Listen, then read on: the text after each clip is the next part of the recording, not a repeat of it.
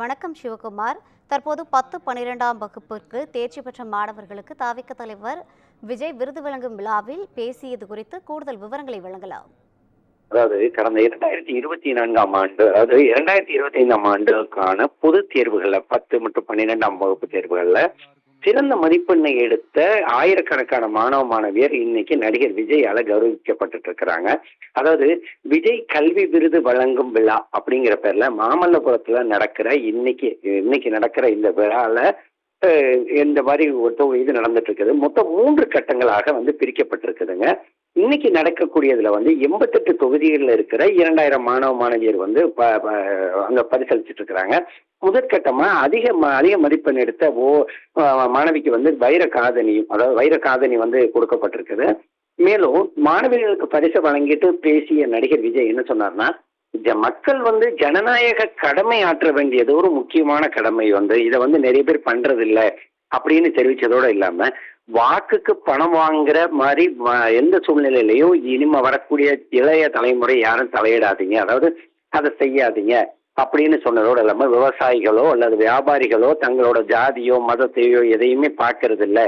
ஆனா அந்த மாதிரி ஜாதி மதத்தை முன்னிறுத்தி துவேஷம் பண்ணக்கூடிய கட்சியினரிடமிருந்தும் அந்த மாதிரி அரசியல்வாதிகள்கிட்ட இருந்தும் கொஞ்சம் விலகி இருங்க அப்படின்னு சொன்னதோடு இல்லாம, போதைப் பொருளை ஒதுக்கி வைக்கிறத போல மாணவர்கள் சாதி மதங்களையும் ஒதுக்கி வைக்கணும் அப்படின்னு சொல்லி குறிப்பிட்டாரு.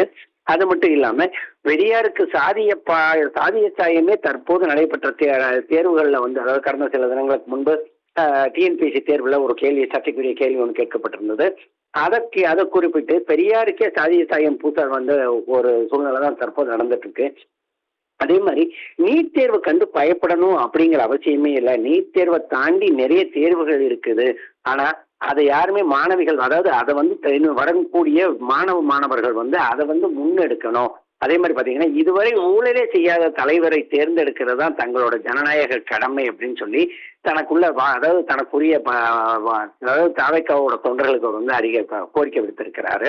அதே மாதிரி வாக்குக்கு பணம் வாங்கக்கூடாதுன்னு மாணவர்களும் தங்கள் பெற்றோர்களை அறிவுறுத்தணும். அதாவது பெற்றோர்கள் மாணவர்களுக்கு சொல்லணும்னு சொல்லி சொன்னதோட இல்லாம, அதாவது இனி வரும் காலங்கள்ல நியாயம் மற்றும் எங்க சரியான முறையில ஆட்சி நடக்குமோ அவங்களுக்கு மட்டுமே உங்களோட வாக்குகளை செலுத்தி அதன் அடிப்படையிலேயே நீங்க போங்க அப்படின்னு சொல்லியிருக்கிறாரு. முதல் 3 கட்டங்களாக நடைபெறக்கூடிய இந்த விழால இன்னைக்கு மாமல்லபுரத்துல நடைபெற்றது. மொத்தம் பாத்தீங்கன்னா 88 தொகுதிகளில் இருக்கிற 2000க்கும் மேற்பட்ட மாணவ மாணவிகள் தற்போது அந்த பரிசு வழங்கும் விழால கலந்துருக்கிறாங்க. தொடர்ச்சி அவர் பேசிட்டு இருக்கும்போது என்ன சொல்லனா, வண்டியா பணம் கொடுத்து வாக்கு வாங்க முயற்சி பண்றாங்க. ஆனா வாக்குக்கு மட்டும் பணம் வாங்காதீங்க. அதே மாதிரி சாதி சாயம் பூசுற எந்த கட்சியுமே நீங்க பெருசா நினைக்காதீங்க அப்படின்னு சொல்லி தெரிவிச்சு தற்போது வரை பேசிட்டு இருக்கிறார். ரவீனா, விரிவான தகவல்களை வழங்கியமைக்காக நன்றி சிவகுமார்.